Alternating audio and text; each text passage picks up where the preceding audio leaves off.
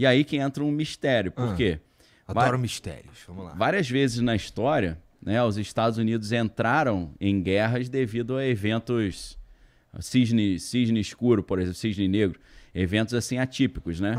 Vamos dar alguns exemplos básicos da história. Estados Unidos só tá acontecendo a Segunda Guerra Mundial na Europa. Por que os Estados Unidos vai se envolver com isso? Aí eles pararam de mandar petróleo pro Japão, o Japão ficou chateado e atacou Pearl Harbor, no Havaí. Aí eles entraram, me atacou, eu entro. Existem algumas teorias com uma certa fundamentação que Pearl Harbor foi um negócio que os Estados Unidos fez, o famoso stand down, que é tipo assim, deixa acontecer, pra gente ter uma justificativa. Vamos fingir que a gente não sabia, porque muitas das embarcações mais poderosas, os Estados Unidos tiraram de Pearl Harbor antes do ataque. Então parecia que ele já tinha uma pré-ciência. Então, assim, para entrar na Segunda Guerra, Pearl Harbor. No caso da Guerra do Vietnã, por exemplo, o que os Estados Unidos vai se envolver com a guerra lá no Vietnã, lá do outro lado? Aí o que acontece? Uma embarcação americana tá lá dando um passeio ali no famoso Golfo de Tonkin. Aí eles falaram, pô, eu tava aqui de bobeira, só olhando a paisagem, tirando as fotos, e jogaram torpedo em cima de mim. Aí chegaram pro Congresso, fomos atacados lá pelos vietnamitas, a gente não queria entrar, mas vamos ter que entrar. Em 2003, se eu não estou enganado, pela Lei de Acesso à Informação, foram liberados os documentos de que esse ataque foi meio fake, que não rolou muito não, que os Estados Unidos forjou um pouquinho a situação ou provocou os caras para poder ter um argumento para entrar na guerra. Agora, guerra ao terror ali, que começou com 11 de setembro, né? Já havia um desejo já antigo de ter uma justificativa para levar os Estados Unidos numa guerra contra o Iraque, né? O interessante é que Netanyahu, já muitos anos antes, ele estava falando, a gente tem que atacar o Iraque, depois de atacar o Iraque a gente vai atacar a Síria, depois de atacar a Síria a gente ataca o Irã. Então, parece que tinha um plano já antigo, ele falava muito isso, não só na mídia americana, mas num livro que ele publicou em 1995, falando sobre a urgência dos Estados Unidos encerrarem o terrorismo fundamentalista islâmico, né?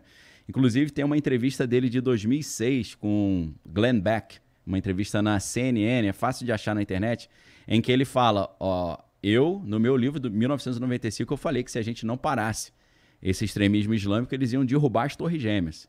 Aí eu pensei, como é que o maluco já tinha dado já cantou essa pedra, né? Esse cara é meio profeta, esse maluco, ou ele sabe muito, né? É lógico que ele sabe muito, ele é veterano do exército americano, do exército israelense. E também não é uma janela assim, não foi uma janela enorme. Estamos falando de 6 anos depois, os caras foram lá e atacaram as Torres Gêmeas. Então, exato.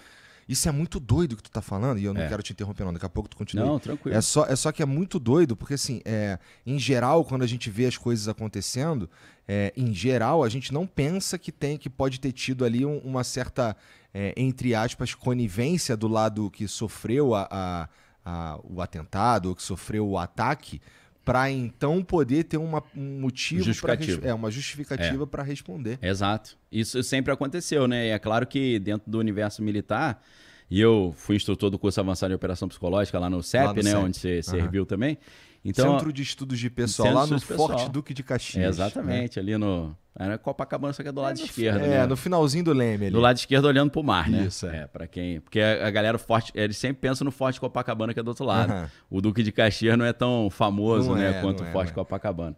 Então, assim, eu tô citando isso por causa da minha experiência nessa área militar também, né? Então, a operação de bandeira falsa, né? O false flag é sempre... não é raro ser uma justificativa para a guerra, né? Porque impérios caíram e surgiram durante grandes guerras, né? A gente sabe que a Primeira Guerra Mundial acabou com o Império Austro-Húngaro, com o Império Turco-Otomano, e depois aí a Inglaterra se consolida, né? A França se consolida, a Inglaterra sai como uma grande vitoriosa, mas os Estados Unidos também, porque não tiveram dano ao seu território, né? E os Estados Unidos ficaram olhando ali e falaram, cara, acho que tiver mais uma guerrinha, eu saio como potência global. Não deu outra, né? Segunda Guerra Mundial, principalmente jogando um equipamento que ninguém nunca tinha visto, né? 2 bombas atômicas lá no Japão. Os caras falaram, meu irmão, tá difícil brigar com esses caras, né? Muita gente argumenta que não teve nem necessidade disso daí, né? Não teve, não. Foi mais um negócio meio que de propaganda, assim, né? E a gente viu no filme Oppenheimer, né? Que é do Christopher Nolan. É filme, mas é calcado em fatos reais. Eles entenderam que eles não podiam jogar uma bomba só. A segunda, principalmente, não tinha necessidade nenhuma. A segunda foi propaganda total. Por quê? A ideia era, eles fizeram uma arma dessa. Será que eles ainda têm outras guardadas? Aí para mostrar que a gente tem outra, eles falaram para a equipe lá, principalmente pro Edward Teller e o Oppenheimer, né? A gente tem que fazer pelo menos 2, né? E o problema foi que junto com o projeto projeto Manhattan, né? Lá no laboratório de Los Alamos, durante a fabricação da primeira bomba atômica, o Edward Teller já tinha inventado a bomba de hidrogênio, né? E a bomba de hidrogênio é muitas vezes mais poderosa, né? E esse que é o problema. A gente já viu bombas nucleares, mas só foi usada nessa guerra, né? Graças a Deus. Graças a Deus, né? 1945. Mas tem uns testes, né? Tem teste. Então, o teste de Castelo Bravo, que foi com essa termonuclear, aquela bomba de hidrogênio. Aí, aquilo ali, meu irmão, é um negócio... Proporções bíblicas, assim, do mal mesmo. Aquilo ali realmente mudou a história da humanidade, né? Porque se a bomba atômica já era uma coisa inacreditável, a bomba de hidrogênio, aí é complicado. Mas, por enquanto, a gente não tem, a menos que alguém tente demonstrar muita força, sim, não estamos ainda nesse nível de escalada, né? Cara, tá sendo muito falado o uso de armas nucleares agora nessa encrenca aí. É mesmo? Muito. Tá vulgarizando já, num nível que a gente já começa a ficar preocupado, né? Porque o perigo vai começando quando no discurso a coisa vai se vulgarizando, vai perdendo peso. Você fala assim, se eu acordar chateado, manda bomba atômica. Aí os caras falam, meu irmão, não é assim. É um negócio que a gente usou uma vez na história e tem vários tratados para não usar mais. Então, conforme essa coisa vai sendo popularizada e vira citado toda hora, vai ficando complicado. Então, existem aí já muitas análises que estão prevendo já o uso de equipamento nuclear nesse conflito. Algumas linhas vão dizer que a China passou algumas armas nucleares táticas, são armas nucleares menores para o Irã, e o Irã, se realmente tivesse ali as suas usinas de enriquecimento de urânio e as suas refinarias, que já a maioria estão destruídas já, eles dizem que eles podem tentar usar um equipamento desse. Entendi. Né? E aí essas armas nucleares táticas aí, elas... óbvio, tem o poder de destruição mas sinistro, menor, mas assim, é mais localizado. É mais local, Tem uma radiação menor e tal. Mas estoura uma dessa em Tel Aviv, ferrou. Já era. Seria uma escalada monstruosa, né? Então, só voltando naquela ideia, a gente estava falando de como muitas guerras às vezes são iniciadas por ataques que, na verdade, você vê que houve uma certa conivência ou um ataque que foi forjado, né? Uhum. No caso da Baía de Tonkin, que levou os Estados Unidos para a Guerra do Vietnã, existem hoje muitos indícios aí, depois do Freedom of Information Act, né, o FOIA, de que realmente foi algo propositalmente feito. Aí a gente chega no 11 de setembro. Uhum. Porque houve um atentado nas Torres Gêmeas em 1993. Esse eu nem fiquei sabendo. Explodiram um caminhão no subsolo de uma das torres. A ideia era derrubar a Torre Norte em cima da Torre Sul e as duas caírem. Ou seja, já existia um plano muito antigo para fazer isso, né? E aí é claro que você vê uns caras assim, que nessa parte eu vou botar na conta dos outros, tá? Não é a minha opinião, é o que alguns caras muito loucos falam, tá? Aí você fala, mas você não é meio louco também? Aí, ok, mas... Tá, mas tem um limite. Eu sou louco, mas não sou burro. eu acho. Um ex-agente do FBI chamado Ted Gunderson, ele trabalhou para o FBI a vida inteira e depois ele se aposentou, mas não queria ficar parado, montou uma empresa de investigação particular. Uhum. Esse cara acabou investigando o que aconteceu no 11 de setembro. E só para a galera entender, esse cara já quase chegou muito perto de ser o diretor-geral do FBI. Ele chegou a ser o diretor do FBI de toda a Costa Leste. Tinha mais de 1.000... Costa Oeste, perdão. Mais de 1.000 agentes debaixo dele. Então era um cara grande no FBI. E ele entrou no FBI com 17 anos, né? Só podia entrar com 18, mas deixaram ele entrar porque o cara tirou 10 todas as provas. E ele trabalhava com contra-terrorismo. Então era a área dele, né?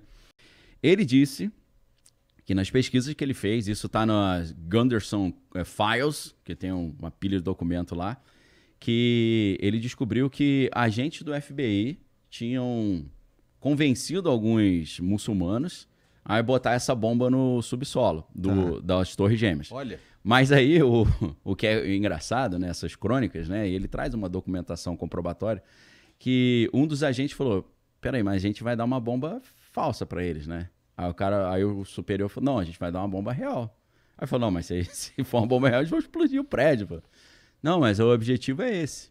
E aí ele desenvolve uma teoria de que os neocons, que são os neoconservadores americanos que têm esse vínculo com o complexo industrial militar, que sempre querem guerra e capitalizam muito em cima de guerra, eles já queriam uma justificativa para partir para cima do Iraque e do Afeganistão com vários interesses. Primeiro interesse tinha o interesse de Israel também, de tirar um inimigo de cena, né, que é o Saddam Hussein. O Netanyahu sempre ia para a Assembleia Geral da ONU, para a mídia americana falar isso. Netanyahu estudou nos Estados Unidos um bom tempo, fala inglês fluente, né? Então uma parte da história dele é vinculada com os Estados Unidos. Então eles queriam tirar um inimigo de cena, mas eles queriam também o acesso ao petróleo iraquiano, né? Então tem um monte de gente de interesse. Tem a galera de Israel, Estados Unidos, geopoliticamente, o pessoal do petróleo. Então a ideia é que eles precisavam de uma justificativa para partir para cima. Então, eles mesmos estavam incentivando pessoas com certos problemas psiquiátricos a fazer algum atentado para falar, aí, ó, viu? Não falei que fizeram alguma coisa? Então, teve em 93, aí, graças a Deus, o prédio segurou o tranco, né?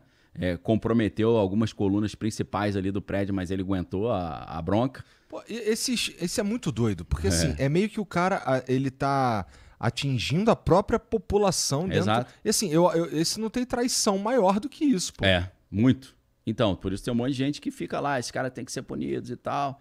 Então, assim, a teoria do Ted Gunderson, ele é investigador do FBI, era aposentado, né? Ele morreu de uma forma bem exótica, né? É mesmo? Morreu como? Cara, eles tentaram matar ele várias vezes, né? Muitas vezes, bomba, tiro. Os caras ligavam pra casa dele e falavam, vai pra casa hoje não, que os caras estão te esperando e tal. E aí, de repente, ele, segundo o Anthony Lutidi, que era o médico pessoal dele, tem vídeo aí na internet à vontade, ele começou a aparecer com a ponta dos dedos escuras e o nariz escuro. E aí o médico fez um estudo, alguns exames e descobriu que ele tinha sido envenenado com arsênio. E o arsênio é um elemento radioativo que gera câncer rápido, né? E eles descobriram arsênio nos talheres da casa dele, nos copos e no carro, espalhado no banco do carro, no volante do carro. E depois de 6 meses ele morreu de câncer na bexiga. Mas isso já foi no final dos anos 90, já tem um tempinho. Então, envenenadaço, né? Sabemos que ele foi envenenado. Super envenenado, né? Com comprovação do médico. Caralho. Ele batia de frente com grupos muito poderosos, né? Complexo Industrial Militar, com o Pentágono, batia de frente até com o pessoal de Israel também. Ele disse que o Israel já estava tentando matá-lo e tal. Então, ele, já no 11 de setembro, ele foi o cara que veio à tona e falou, olha, o Mohamed Atta, que foi um dos pilotos, ele foi treinado na base aérea americana com suporte da FBI, pô. De novo, né? Ele estudou aquele atentado de Oklahoma, que a galera até acha que foi uma bomba nuclear tática, porque era uma bomba pequenininha que arrebentou o quarteirão inteiro, cortou metade do prédio, uma coisa horrorosa quem pesquisar nesse atentado de Oklahoma. E ele falou que foi o próprio FBI que botou pilha no cara para fazer isso. Que viagem. Muita loucura, né? Muita loucura, cara. É difícil de acreditar, mas estuda lá. Eu não tô falando que é verdade, mas vale a pena dar Cara, é um calhamaço de documentos, de entrevista, é porque não há um interesse, né, que isso seja divulgado também. Mas é um estudo interessantíssimo. As crônicas de Ted Gunderson, como são conhecidas, né? E vários caras desses que tu cita aqui pra mim, cara, eles sempre morrem de um jeito esquisito, né, por cara? acaso, né? Da última vez que tu veio aqui, que um cara que tu falou que me entrou na minha mente, depois eu fui até dar uma estudadinha ali um pouquinho sobre ele, sobre as coisas, foi o Malachi Martin. Malachi Martin. Também morreu Caiu da escada, né? cara? Tomou um empurrãozinho. De algo, sei lá, do capeta. E ele tava indo fazer um exorcismo, né? Então, muito do capeta ou de alguém que não tava gostando, né? Eu acho que ele, antes de morrer, quando ele estava ali no hospital internado, ele falou que um demônio tinha empurrado ele, né? Então, parece que não foi ser humano, acho que foi espiritual, segundo ele mesmo falou, né? Bom, sei lá. Mas um amigo dele, lá americano, né? Ele era irlandês, radicado no Vaticano. Um amigo dele já tinha se assassinado dentro da igreja, tomou uns tiros na cara lá dentro da igreja. Muito sinistro.